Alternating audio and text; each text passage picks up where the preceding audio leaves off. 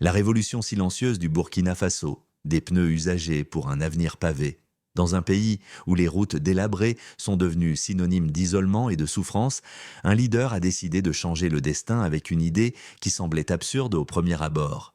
Utiliser de vieux pneus pour paver l'avenir. Ibrahim Traoré, le jeune et intrépide président du Burkina Faso, a lancé une révolution silencieuse qui ébranle les fondations de l'ingénierie traditionnelle. Avec des ressources limitées, mais une vision ferme, il a misé sur une solution locale, écologique et abordable qui a commencé à connecter des villages oubliés, à ressusciter des économies et à redonner espoir à des milliers de personnes. Comment quelque chose d'aussi simple défie-t-il les grands monopoles de la construction et attire-t-il l'attention du monde entier? Préparez-vous à découvrir l'histoire qui est en train de devenir un symbole de la souveraineté africaine. Des veines brisées pour une nation oubliée. Les routes de terre qui traversent l'intérieur du Burkina Faso n'étaient pas de simples chemins, elles étaient les veines d'une nation oubliée. Pendant la saison des pluies, elles se transformaient en bourbiers impraticables. Pendant la saison sèche, elles se fissuraient comme la peau d'un pays fatigué. Dans des villages comme Ignaré et Bobo Dioulasso, les habitants se souviennent de semaines entières où les ambulances restaient coincées,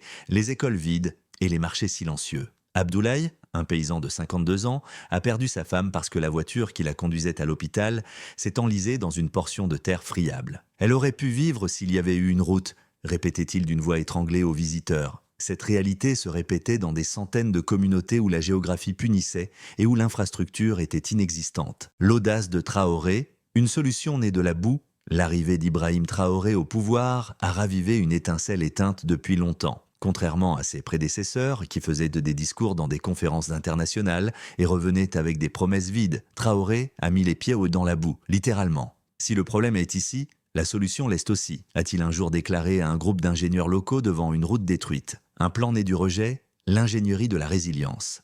Le gouvernement du président Traoré ne cherchait pas le prestige, mais l'autonomie.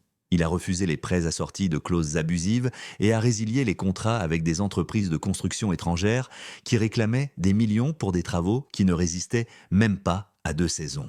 Au lieu de cela, il a posé une question simple. Qu'avons-nous en abondance et que personne d'autre ne veut? La réponse est venue des montagnes de pneus usagés, éparpillés dans les périphéries et les décharges du pays. Un déchet toxique, difficile à éliminer, mais aussi résistant, flexible et disponible en masse. C'est ainsi qu'est née la graine d'un plan audacieux qui allait placer le Burkina Faso au centre d'une révolution silencieuse.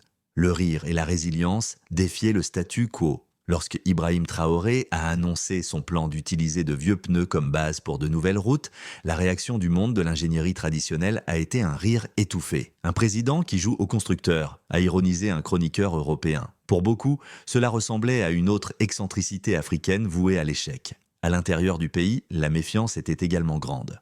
On ne construit pas le progrès avec des déchets, a murmuré un ingénieur formé dans des universités françaises lors d'une conférence technique. Mais Traoré, avec son calme habituel et son regard ferme, a simplement répondu « Peut-être que le déchet que le monde méprise est justement notre salut.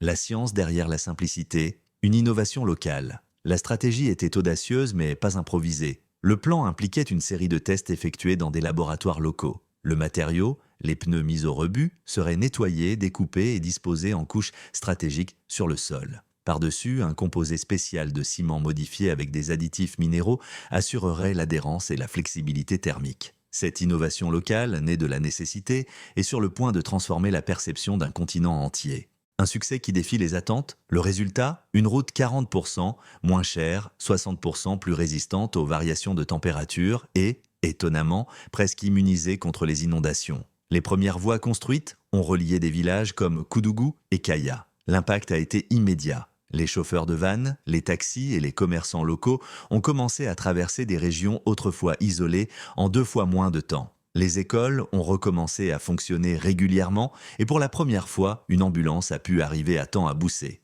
Le projet, autrefois ridiculisé, a commencé à attirer des regards curieux. Des journalistes africains, encore sceptiques, sont venus voir de près. Ils sont repartis avec des récits enthousiastes. Alors que le monde regardait les guerres et les coups d'État, le Burkina Faso pavait une révolution dans le silence de son arrière-pays. Le vrai défi, une ingénierie forgée sur place, mais le véritable défi restait à venir. Comment étendre ce modèle sans dépendre de l'aide extérieure? Une fois de plus, la réponse de Traoré a surpris tout le monde. Alors que le projet gagnait ses premiers 6 kilomètres de route, Quelque chose d'inattendu a commencé à se produire. De jeunes ingénieurs burkinabés ont commencé à quitter leurs bureaux et leurs cabinets gouvernementaux pour travailler directement sur les chantiers. Inspirés par le courage de Traoré, ils ont décidé de rompre avec la dépendance des modèles européens et de créer une ingénierie véritablement africaine. Parmi eux se trouvait Minata Diallo, diplômée en génie civil de l'université de Ouagadougou. À 28 ans, elle était connue pour son esprit brillant et sa langue bien pendue. Ils nous ont appris à construire comme des Français. Mais notre terre, notre climat et notre peuple ne sont pas français. Il est temps que nous construisions comme des Africains, a-t-elle déclaré dans une vidéo qui est devenue virale sur les réseaux sociaux locaux. Minata est devenue l'une des responsables de l'amélioration de la méthode des pneus. Elle a proposé de combler les espaces vides entre les pneus avec un mélange de sable compacté et de résine naturelle extraite d'arbres locaux, ce qui a encore augmenté la stabilité. Un succès communautaire, de l'ingéniosité à l'autonomie, la solution de Minata Diallo a réduit les coûts d'entretien de 12% supplémentaires et a permis aux routes de supporter le passage des poids lourds sans se déformer. Les communautés ont commencé à sentir le changement. De petites villes ont vu le jour, des boulangeries, des ateliers et des marchés se sont développés. Les enfants qui marchaient 2 heures pour aller à l'école n'y mettaient plus que 20 minutes à vélo. De plus, des milliers de jeunes, auparavant sans espoir d'emploi, ont trouvé du travail dans la collecte, le traitement et l'organisation des pneus. Ce qui était autrefois une ordure a commencé à être appelé l'or noir du peuple. Alors que les sceptiques continuèrent de douter, le Burkina Faso s'unissait autour d'un nouveau récit. Celui d'un peuple qui a cessé d'attendre des solutions externes et a décidé de construire son propre chemin, littéralement. La dignité pavée, une révolution citoyenne. C'est dans le village de Tenkodogo que la première route expérimentale a achevé son cycle de pluie sans aucune fissure ni nid de poule, un exploit sans précédent. La population s'est rassemblée à l'entrée de la route pour célébrer. Des mères avec leurs enfants, des camionneurs, des enseignants, même l'imam de la mosquée locale était là, ému. « Ce n'est pas seulement une route », a-t-il déclaré, « c'est notre dignité qui recommence à passer par ici ». La nouvelle s'est répandue comme une traînée de poudre. Les chaînes de télévision locales ont commencé à couvrir l'histoire avec fierté. Le Burkina Faso découvre sa propre voie, titrait un journal. Le financement par le peuple, pour le peuple fort de ce succès, Traoré a lancé un nouveau plan national. Construire 400 km de route en utilisant exclusivement des pneus recyclés et de la main-d'œuvre locale. Le financement, une levée de fonds nationale, une sorte de financement participatif patriotique où chaque citoyen pouvait acheter une part symbolique de sa propre route. La réponse du peuple a été massive. En un seul mois, ils ont levé plus de fonds que l'aide internationale des 2 dernières années. Une autre surprise a suivi. Des pays voisins comme le Mali, le Niger et le Togo ont envoyé des techniciens pour observer la technique. La révolution du Burkina Faso n'était plus une histoire locale, mais un modèle pour tout un continent. Exporter l'inspiration, 1 kilomètre à la fois. Pour la première fois, le Burkina Faso exportait de la technologie et de l'inspiration. Dans le bureau de Traoré, l'équipe technique recevait des rapports les larmes aux yeux. C'étaient des récits de camions de ravitaillement arrivant sans retard, de femmes enceintes transportées à l'hôpital à temps, d'écoles qui doublaient leur nombre d'élèves. Mais Traoré savait que chaque kilomètre conquis n'était que le début. Il ne voulait pas seulement des routes, il voulait changer la mentalité, montrer que l'Afrique n'était ni un laboratoire d'essai ni un territoire de charité, mais une source de solutions. Lorsque les 50 premiers kilomètres de route ont été inaugurés, quelque chose d'encore plus puissant que le bitume s'est enraciné dans le cœur du peuple, le sentiment que l'impossible pouvait être réalisé sans dépendre de qui que ce soit d'extérieur. Une déclaration d'indépendance. Le projet des pneus recyclés n'était plus seulement une solution pratique, c'était une déclaration d'indépendance.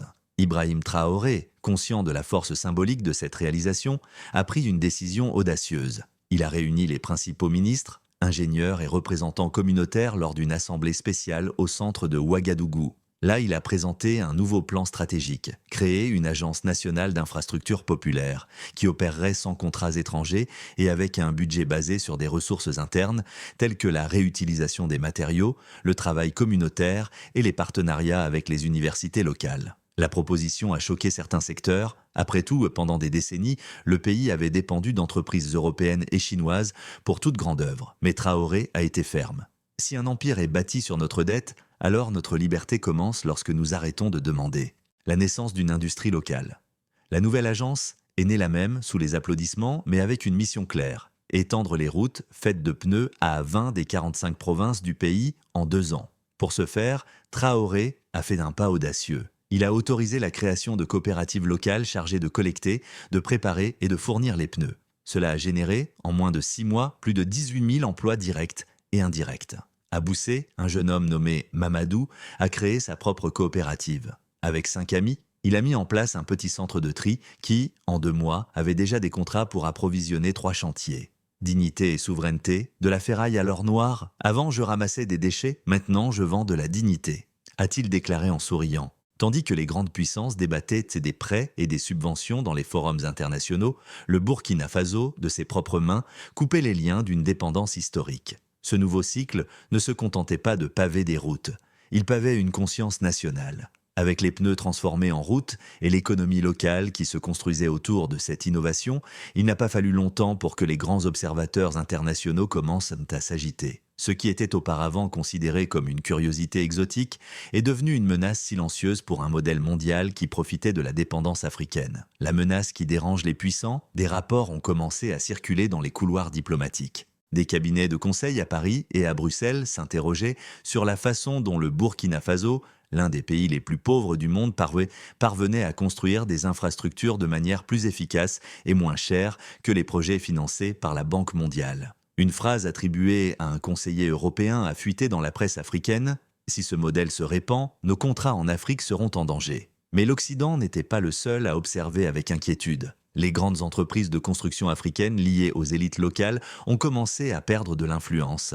À Ouagadougou, un groupe d'hommes d'affaires a tenté de bloquer l'expansion du projet, invoquant des risques environnementaux. L'ironie était flagrante. Ils ne s'étaient jamais souciés de l'environnement lorsqu'ils construisaient des routes qui se fissuraient à la première chaleur. Traoré a répondu avec calme et fermeté. Il a ordonné la publication des données environnementales du projet dans les journaux et les radios locales, prouvant que la nouvelle méthode réduisait de 70% les émissions de carbone pendant le processus de pavage.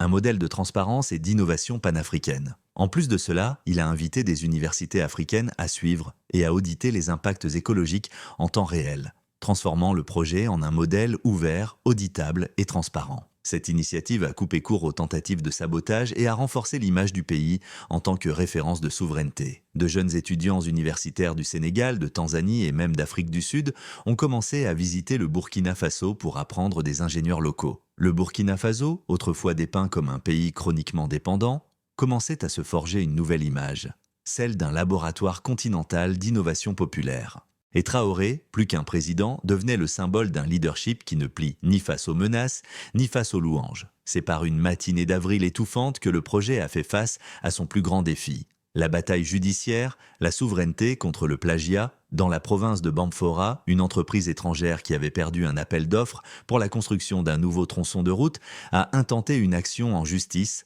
alléguant une violation de la propriété intellectuelle. Ils affirmaient que la technique utilisée par le Burkina Faso était une copie d'un modèle européen breveté des années auparavant. La nouvelle a explosé dans les médias internationaux. Les gros titres suggéraient que le pays pourrait être contraint de payer des millions de dollars en dommages et intérêts. Le climat est devenu tendu. Beaucoup craignaient que le projet ne doive s'arrêter. Dans les rues de la Gaouidlar de Ouagadougou, on disait que le système était enfin en train de se venger. Mais Ibrahim Traoré n'a pas reculé. Il a convoqué une conférence de presse historique, retransmise en direct dans toute l'Afrique francophone. Debout, à côté des ingénieurs, des agriculteurs, des étudiants et des femmes au foyer, tous directement bénéficiaires du nouveau réseau routier, il a déclaré « Le savoir de notre peuple n'est pas du plagiat, c'est de la survie. Cette route est née de nos problèmes et de nos solutions. Nous ne devons rien à personne. » Ce discours a eu un effet immédiat. A resposta foi Gérardin français, conforme sollicitado. Un élan de solidarité et de fierté panafricaine, des intellectuels et des juristes de tout le continent se sont portés à la défense du Burkina Faso. À Dakar, Accra et Johannesburg, des universités ont publié des manifestes de soutien au projet, soulignant qu'aucun brevet ne pouvait remplacer la nécessité et la créativité populaire. Un groupe d'avocats africains s'est même proposé de représenter le pays gratuitement dans le procès. À l'intérieur du Burkina Faso, l'incident a provoqué une réaction encore plus intense. Le soutien populaire s'est transformé en un mouvement national. Des artistes ont peint des fresques murales représentant la route de pneus comme un symbole de résistance. Des chansons ont été composées. Dans les écoles, les enfants dessinèrent des routes qui relièrent les villages au cœur. La route n'était plus seulement faite de caoutchouc, elle était faite de fierté, de mémoire et de volonté. Et à ce moment-là, personne, pas même un tribunal international, ne pouvait nier que quelque chose de bien plus grand qu'une simple méthode de construction était né. la victoire diplomatique et le triomphe de la vision, l'affaire internationale qui menaçait de paralyser le projet de route durable, a non seulement été classée sans suite, mais elle s'est également transformée en un atout diplomatique. Le tribunal a rejeté les accusations, affirmant que le modèle burkinabé présentait des caractéristiques originales adaptées à la réalité climatique et sociale du pays et qu'il ne violait donc aucun brevet déposé. La réponse a été une vague d'acclamations publiques. Sur les réseaux sociaux, des hashtags comme Drum Burkina Libre et Bladia Notre Route, Notre Force ont dominé les fils d'actualité africains pendant des semaines. Mais la plus grande victoire restait à venir. Lors de la conférence panafricaine d'ingénierie et de durabilité qui s'est tenue à Lomé, Ibrahim Traoré a été invité comme orateur principal. Là, devant des dirigeants africains, des scientifiques, des entrepreneurs et des étudiants, il n'a pas parlé d'investissement ou de traité. Il a parlé de vision. Ce qui nous manque, ce n'est pas l'argent, a-t-il déclaré, c'est le courage de faire confiance à ce qui est à nous. A resposta foi, Gerada en français, conforme sollicitado. La victoire d'un continent, la fin d'une ère de dépendance. L'auditorium a salué Traoré par une ovation debout. Après son discours, 8 pays, dont le Sénégal, l'Ouganda, le Mozambique et la Guinée-Bissau, ont signé un mémorandum pour mettre en œuvre le même modèle de construction dans leurs régions périphériques. Ils étaient décidés à utiliser leurs propres déchets, leurs propres ingénieurs et leur propre peuple. Pour le Burkina Faso, ce moment était plus qu'historique. C'était la fin d'une ère où le pays vivait à genoux, mendiant le développement. Désormais, il se tenait debout comme une référence. Non par sa richesse, mais par son intelligence appliquée, son organisation communautaire et surtout sa résilience. La route de pneus a cessé d'être un simple projet pour devenir une politique d'État. De plus, elle a été inscrite au programme scolaire comme un symbole de l'ingénierie populaire et de la souveraineté africaine. Les enfants étudient son histoire avec fierté, voyant dans les manuels scolaires le portrait de leurs propres parents et voisins construisant l'avenir de leurs propres mains. Le Burkina Faso montrait désormais au monde que le progrès n'a pas besoin d'être emballé dans des conteneurs européens. Il peut naître de la boue, de la sueur et même de ce que le monde appelle des déchets. Un passage symbolique traçait la ligne entre le passé et l'avenir. La dernière cérémonie d'inauguration a été différente de toutes les précédentes. Il n'y avait pas de ruban rouge ni de longs discours, juste une vieille femme nommée Mariam qui a marché seule jusqu'au début de la nouvelle route et, avec un bâton de bois, a tracé une ligne invisible sur le sol, comme pour franchir une frontière entre le passé et l'avenir. Là, entre les villes de Dédougou et de Nouna, est né le dernier tronçon de la première phase du projet. La route, qui avait commencé comme une idée discréditée, construite avec des pneus usagés, la sueur du peuple et la résistance politique, reliait désormais plus de 60 communautés, impactant directement près de 2 millions de vies. Mariam a été la première à traverser le tronçon à pied. A resposta foi Gerada en français, conforme sollicitado. La victoire du peuple, le triomphe de l'autonomie, derrière Mariam, des jeunes à vélo, des agriculteurs sur des charrettes, des ambulances rutilantes au soleil, des cris de joie, des tambours et des danses ont accompagné la traversée. C'était comme si, enfin, le Burkina Faso avait conquis quelque chose qui lui avait été refusé pendant des siècles. La mobilité, l'appartenance, l'autonomie. Ibrahim Traoré regardait la scène en silence, sous un baobab. Il n'était pas en uniforme, il était un homme ordinaire au milieu de son peuple. À ses côtés, Minata, Mamadou et d'autres protagonistes anonymes du projet observaient, les yeux embués. « Pensez-vous que maintenant, ils croient en nous ?» a demandé Minata. Traoré a répondu avec un sourire discret, « Cela n'a pas d'importance. L'important, c'est que nous y croyons. » Ce moment n'était pas seulement symbolique, il représentait un tournant structurel dans l'imaginaire collectif du pays. Pour la première fois, la population voyait un État qui se déplaçait à la même vitesse que son peuple, qui construisait non pas pour impressionner les étrangers, mais pour transformer la vie quotidienne. Et la plus grande victoire était celle-ci. Plus que des ponts, les routes de pneus avaient créé des liens entre les villages, entre les générations, entre le passé et ce qui est encore à venir. De l'innovation à la culture, la fierté d'un peuple, avec le temps, la poussière qui recouvrait autrefois les chemins du Burkina Faso a commencé à n'être plus qu'un souvenir. Les routes faites de pneus ont cessé d'être une curiosité pour devenir une partie intégrante de la vie quotidienne. Les camions de ravitaillement circulaient régulièrement, les écoles avaient une meilleure fréquentation et, dans les petites villes, le commerce prospérait comme jamais auparavant. De plus, le peuple lui-même a commencé à prendre soin de ses routes.